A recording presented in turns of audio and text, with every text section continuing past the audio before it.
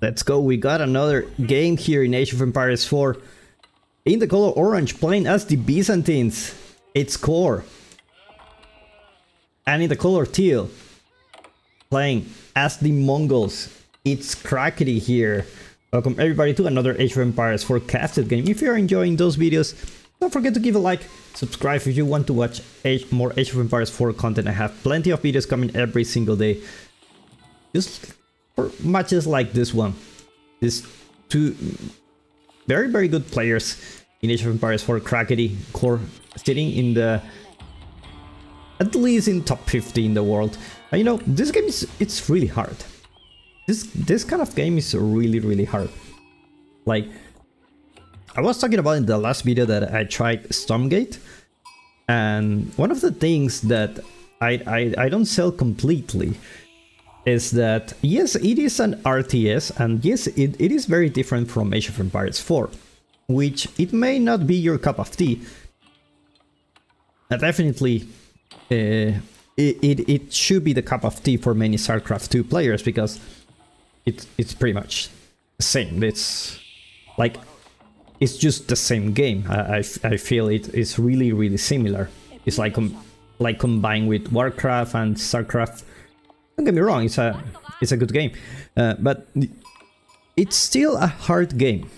And I don't mean like in a sense like, for example, Age of Empires 4 is really a hard game where at the beginning it's really hard, especially when you play multiplayer. You may lose all your matches.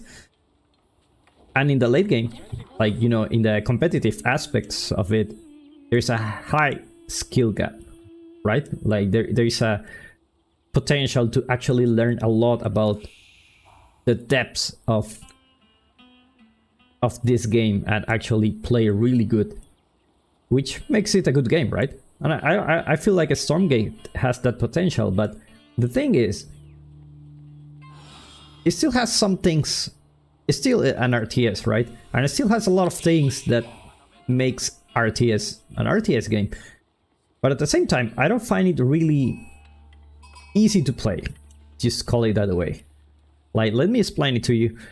Basically, the way that MOBAs went popular, if you don't know about this, Dota was a mod from, I believe, Warcraft 3.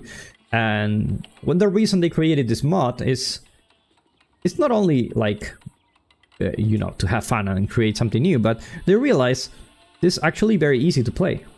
It's like you only have one hero, you still have some strategy aspects on it, but it's much easier to play with. And even for people who haven't played games their whole life, they can still try it and still, you know, get some decent results. Whereas RTS games were really hard to play. That's why they were not as popular as the MOBAs. As soon as they are released, they were popular before.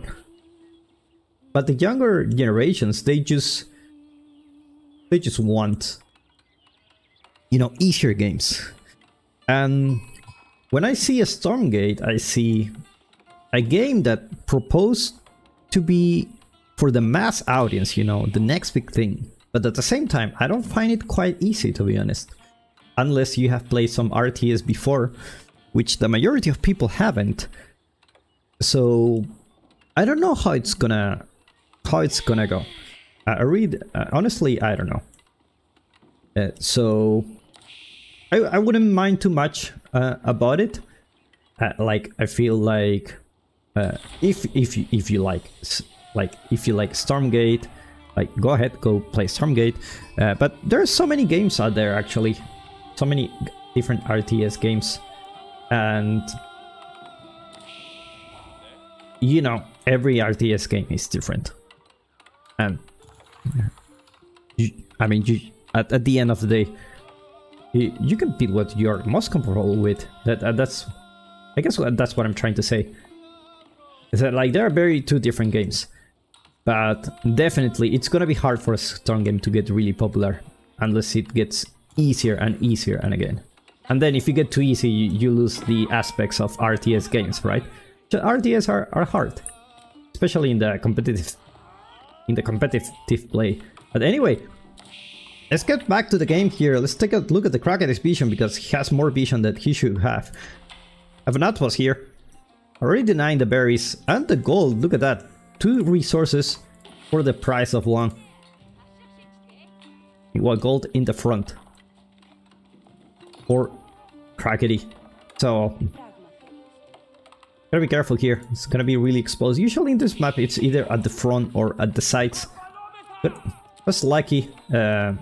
Core was lucky that this gold was at the side. But the problem is the berries is also here. Which is a problem for the Byzantines. He already up to go for the Imperial Hyperdrum. Look at that, 4 horsemen already on the queue. Meanwhile, Kraken going for the Silver Tree. Interesting choice, just because look at the trade pause here. Like, it's almost in the middle of the map. So it's really risky. Like if you trade from here, like it's a risky route. A high risk, high reward.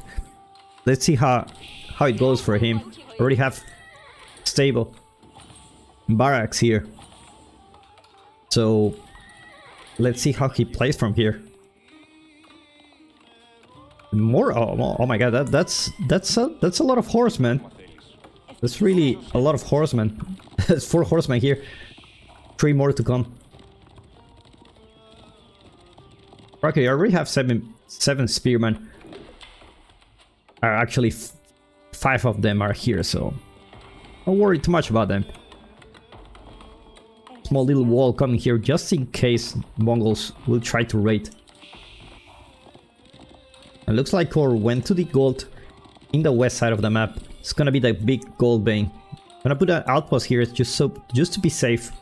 No Mongonal emplacements on the field edge though, so gonna get a little bit exposed, but that's all you can do. When someone tower rushes you, like you can either pull everyone to destroy the outpost and try to deny it, or if you want you can ignore it and, you know, just go to the next gold vein, and when you are, you know, stronger, you can pull more people to take down this outpost. And now looks like Core is going for a little raid here. Trade not start yet for Crackety. He's getting his Keshiks out. Having a small little tower here.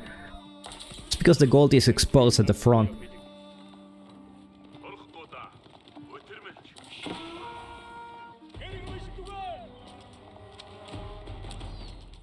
Now looks like Crackety will spot out the tower. Emplacement's gonna come soon. The cool thing about those Keshiks is that they can actually tank a lot of damage. Just because they can heal when they attack the tower. The problem is he doesn't have +1 range armor, so it's just gonna take a lot of damage from that tower. Horseman not being able to find any traders. Is this like a decoy trading post? I've seen it before, like, I'm just gonna build a silver tree just because the deer sun is like, eh. And then people will think I'm trading, but I'm not trading. I've seen that before. Maybe some mind games coming on here. Probably. Well, Crackety will be forced to go back to his base. Have a couple of spearmen here, but it's just not gonna be enough against 7 horsemen. Looks like Crackety cancelled the archery range. Gonna build it again. More horsemen coming for Core. Already 10 horsemen on the field.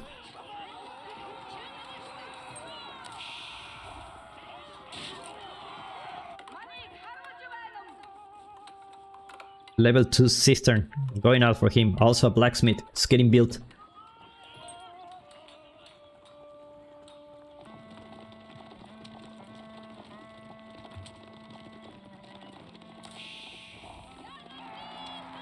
Like Crackety will push Core to go back to his base. He knows he has enough army to deal with this.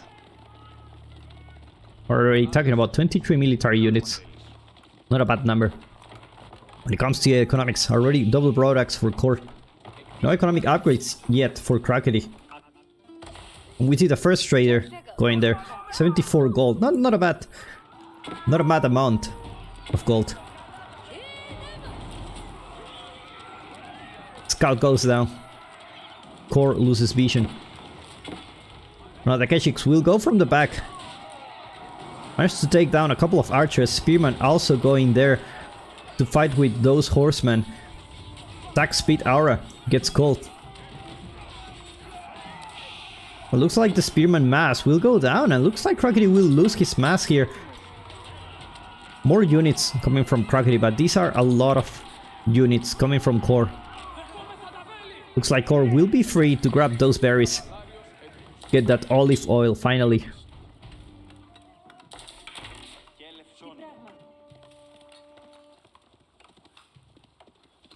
Meanwhile, the trade still on one trader. Now the route is not so bad. I've seen worse. I've definitely seen wars where the trade post is just a little bit more like here, and the trader route is something like the traders pass by this area, which is very exposed. But looks like this trader is choosing to go this way, so it's just gonna be easier for him. Look at this, the cataphract. You know you have a Byzantine lover when you see a cataphract monument here, right?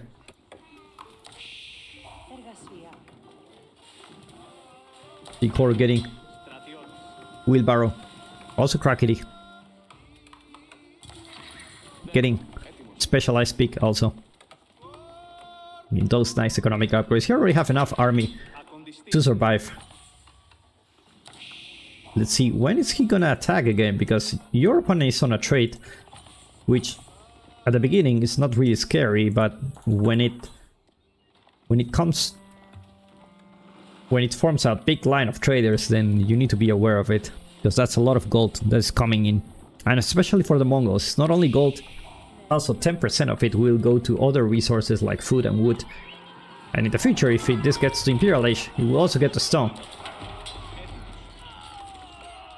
Like this horseman will go down. Krakeny already with a decent amount of archers. Town center gonna do a lot of damage to Krakeny's army.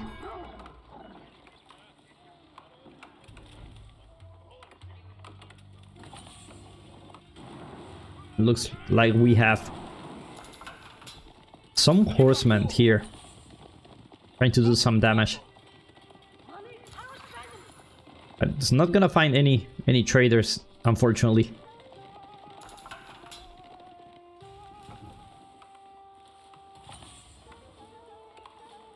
+1 range armor coming from Core. When you see that many archers, you really need +1 range armor. Mercenary house, already there. Gonna choose the longbows. One of the best units in feudal age.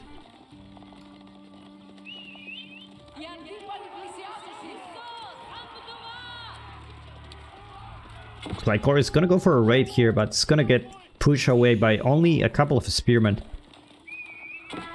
Doesn't want to lose his horseman mass. Especially when there are a lot of archers on the field. You need those horsemen. Take a look at his vision. Looks like he tried to go for a raid, but unfortunately he didn't manage to get any value from this. Now probably he did kill some... Looks like some traders went down. I'm not exactly sure. There's still 5 traders so far, so probably... Like we see here like 3 villager kills. I'm not sure if those were traders or villagers. Actually, trader is a big bounty here that you can have when you kill one. A lot of resources spent on it. Unlike the villager, it's only 50 food. The traders here are 60 wood, 36 gold, and that's because you use a civil tree, you have some discounts here.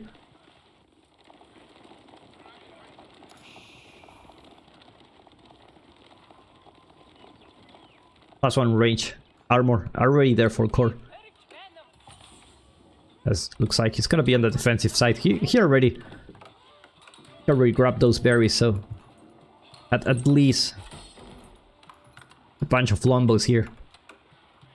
At least one set of longbows. Villagers garrison just in time before the raid. And looks like Core is gonna change his composition to spearman archers. The archer numbers for Krakeny are just too big. Keshiks gonna continue to torch the tower. healing themselves. Keshik goes down. Attacks big arrow coming from the can. It's like the villagers will run. These are a lot of archers coming from the Mongols. In the meantime, Thor actually aging up with the Golden Horde Tower. Very nice timing. Still have some military to defend. This is not an army that will, you know, basically push you away. But you gotta be careful here, there's an opening. Probably a Keshik or some archers can come here to kill some villagers.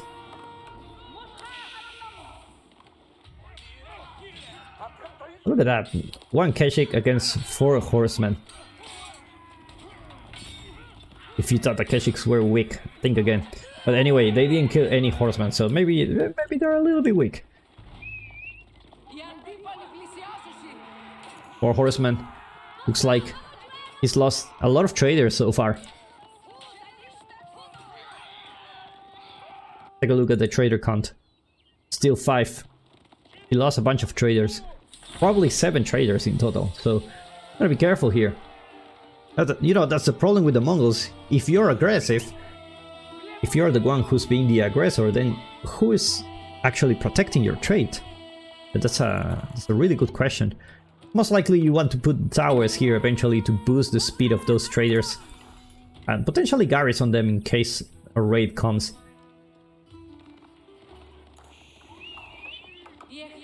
But it's really hard to do both things. Like if you want to go kill your opponent with too many units, you're leaving your trade exposed, especially in a map like this. Scout goes down for core. It looks like this horseman will actually go down.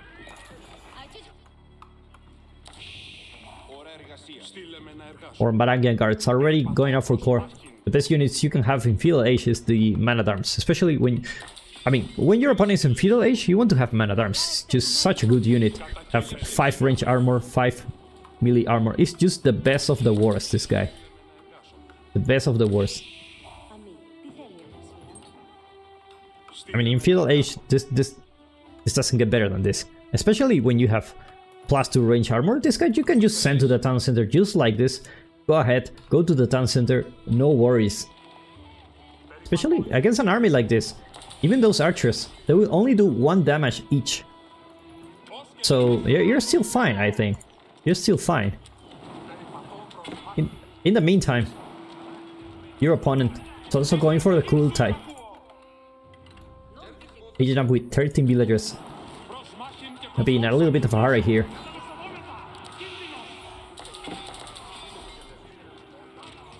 Another band of arms tanking a lot of damage.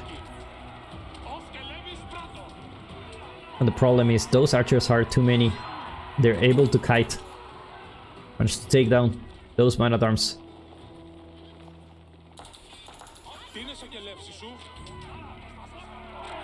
I see 20 Varangian guards. Where are they? Are they all here? No, they're not all here. Must be somewhere else. There you go. Coming in there. Mongols arrive castle age. See what upgrades he get. Veteran archers. +2 range attack. +1 melee attack coming for court just now. Archers doing a decent job against those man-at-arms. Especially with the Kurultai. They get extra attack. And they also heal themselves. Kurultai actually a landmark that can change the result of the battles, even if they're even. 20% attack is a lot of extra attack. Take a look at +2 instead of +1. And he's gonna have a lot more attack when they age up. Take a look at the veteran archers.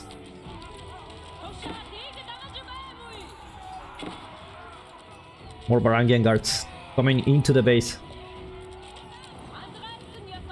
Use archers, that's all you need. Veteran archers, 8 attack now. 9 attack. Now this changed everything. With 9 attack, you can actually do decent damage against those man-at-arms with so many archers. Like eventually you want a crossbows, but this mass of archers will do actually. It will do the job. It will do just fine. Meanwhile, veteran Lombowman are already here.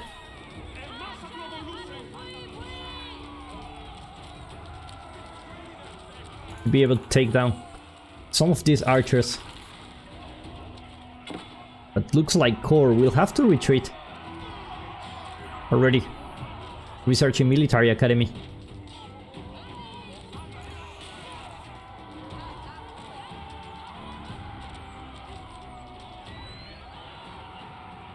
Looks like Crackety is in a solid position with this number of archers. Take a look at Core's base. Starting to do the olive proof transition. Meanwhile, let's take a look at the traders. 14 traders only. Yeah, only 14 traders.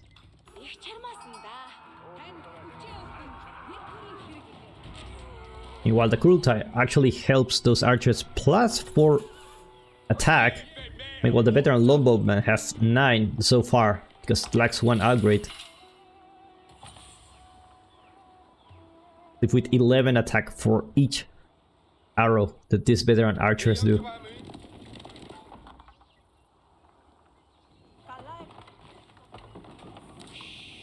Meanwhile, fertilization coming for Core 2.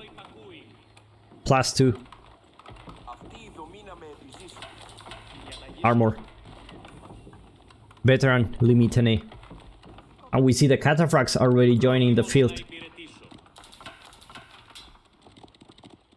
But the Cataphract against the Keshiks. Gonna spot them out. Just gonna forget about them. Have a mission. They need to go to the trade. They need to cause some damage. Already behind on 20 villagers. Meaning the trade is still on. It's still there. 17 traders. In like 3 minutes this can turn into a disaster for him. Sorry, we're actually 22 minutes into the game. We haven't seen the resources per minute. Actually have a lot of gold income coming from Crackety. That's a lot of outposts here. Meanwhile, relics. One already going home for Crackety. Core going for the closest relic for him. Couple of Keshiks waiting for the fray here. Meanwhile, Cataphracts already here. Look at how much damage they can take, those Cataphracts, against those veteran archers. Crossbow already into the mix, so you gotta be careful here. You need 4 hits to take down a trader. I don't know if this was worth it. 2 Cataphracts for 2 traders. Wasn't a good trade for him. Magonel Power already here, just to defend this position. Already have berries and gold and wood and stone, so it's definitely an important position for him. Really coming home. Kurultai just chilling. And now we see Man at Arms joining into the mix of Crackety.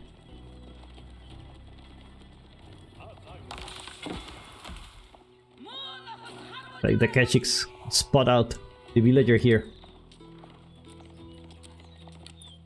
And now looks like these Keshiks are gonna be able to take down this outpost. It's because they can heal. Take a look at that. +3. +3. +3. That's all you need.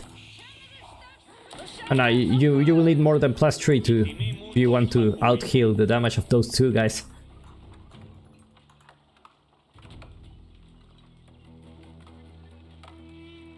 For bot players gathering up his army. Their army, sorry. Take a look at Crackety's vision. Core's vision.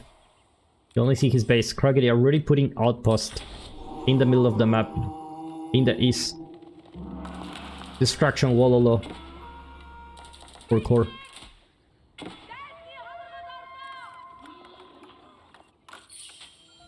Pretty Crackety going for the boar here and already going for the white stupa. Where is it?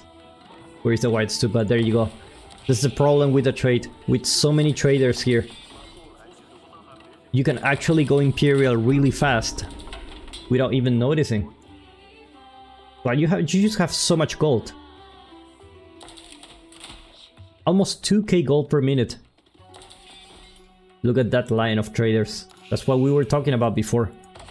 32 traders in total. Now it looks like 4. Try to send those cataphracts to take down some traders here.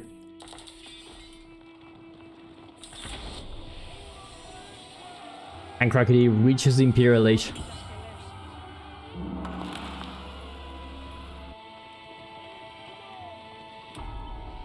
One Keshik just being so annoying here. In a really good spot with 3 relics. Or only with 2 relics here. Gonna send his army now. Has 101 military population.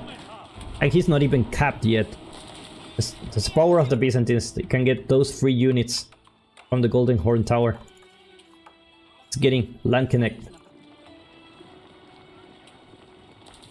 See how many land connect he has. Has 3 already.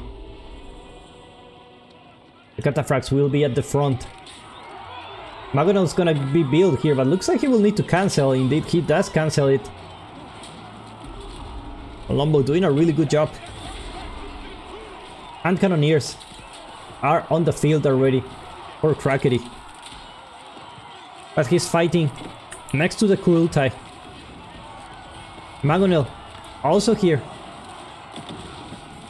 Doesn't hit the right target. Needs to hit those archers, those hand cannoneers. Gotta be careful. Snipe that Magonel. Crackety's army doesn't look too good for the moment. But looks like the front line for Core already went down.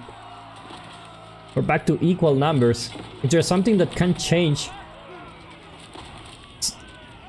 the output of this battle? It's just this Magonel, but you just need to use it right. Just target those archers.